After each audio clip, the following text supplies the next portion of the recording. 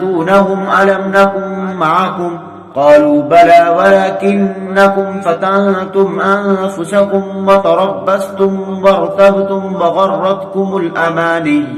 وغرتكم الأماني حتى جاء أمر الله وغركم بالله الغرور.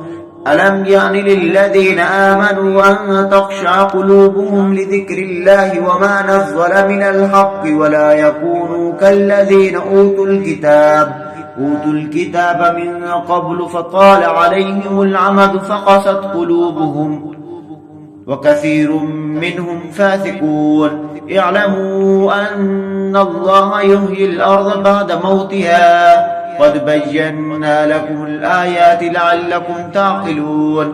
إن المصدقين والمصدقات وأقرضوا الله قرضا حسنا يضاعف لهم ولهم أجر كريم.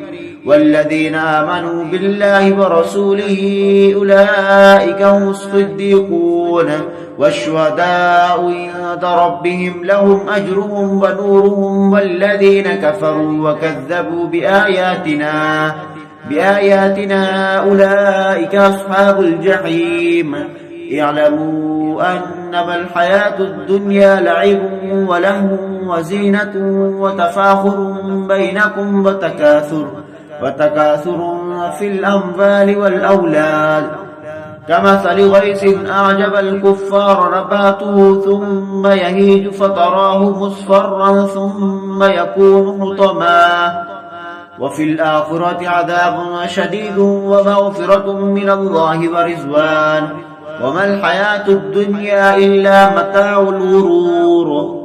سابقوا إلى مغفرة من ربكم وجنة عرضها كعرض السماء والأرض أعدت للذين آمنوا بالله ورسوله ذلك فضل الله يؤتيه من يشاء والله ذو الفضل العظيم. ما أصاب من مصيبة في الأرض ولا في أنفسكم إلا في كتاب من قبل أن نبرأها إن ذلك على الله يسير.